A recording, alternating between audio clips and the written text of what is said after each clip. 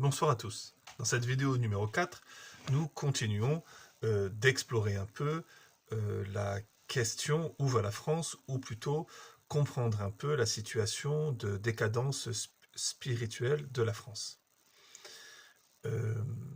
Dans la vidéo précédente, nous avons précisé un peu ce qu'il fallait entendre, selon nous, par le paganisme d'apostasie, et nous avions dit que la situation de la France n'était pas la conséquence d'un envahissement ou d'une puissance militaire qui aurait été plus forte que celle de la France, mais bien au contraire, que c'était la France qui avait vendu son être, sa lieutenance à un peuple, à une autre religion et spiritualité.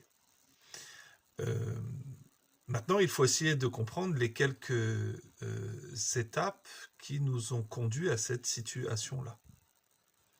Alors, il ne s'agit pas ici d'être exhaustif et nous n'avons aucune prétention. Je pense que la vocation des petites pilules d'Angela, c'est d'aller au but et de vous donner quelques lignes de réflexion et qu'ensuite c'est à vous d'aller creuser un peu plus loin. Alors, il me semble que l'on peut considérer que la situation spirituelle de la France a commencé à être celle du paganisme d'apostasie à peu près à l'époque de la Renaissance. La Renaissance, comme vous le savez certainement, c'est cette période entre 1360 et 1560. Pendant ces 200 premières années de ce processus qui a conduit à la situation de ce paganisme d'apostasie qui est la nôtre, on peut considérer que s'est développée la première étape d'un processus que j'appelle l'étape esthétique. Au fond, la Renaissance, qu'est-ce que c'est ? Ici, il ne s'agit pas de diaboliser la période de la Renaissance et de dire que le mal a commencé à la Renaissance. Non, le mal, il a commencé à entrer dans le cœur de l'homme au moment même où Adam et Ève ont cru à la rhétorique de justification, à la rhétorique de persuasion que le diable leur a donné.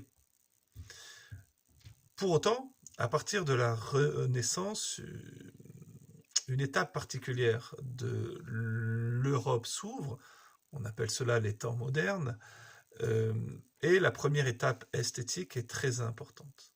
Le terme Renaissance va prendre en Europe une signification particulière à partir du XVIIIe siècle, à partir du siècle des Lumières. Le siècle des Lumières va interpréter la notion de Renaissance comme, au fond, l'âge d'une érudition.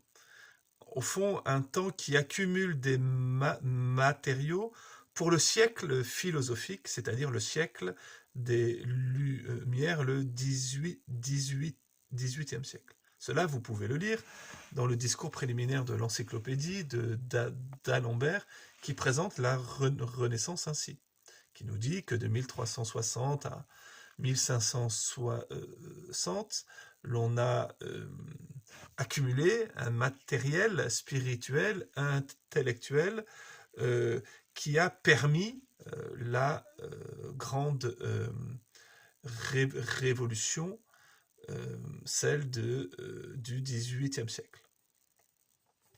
Donc l'idée que la Renaissance ouvre une période de lumière et conduit au triomphe de la technique et de la science, de l'éloquence et de la raison, cette idée vient du XVIIIe siècle. Mais les hommes de la Renaissance eux-mêmes ne se sont pas vus comme ça. La plupart d'entre eux n'ont pas considéré le Moyen-Âge comme un temps d'obscurité, de ténèbres épaisses.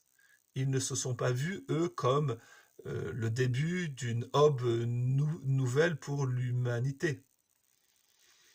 Pour autant, à travers eux, et à travers leur travail, une étape décisive de l'Europe va s'ouvrir, et c'est cette étape que nous allons commencer à voir ensemble dans la vidéo numéro 5.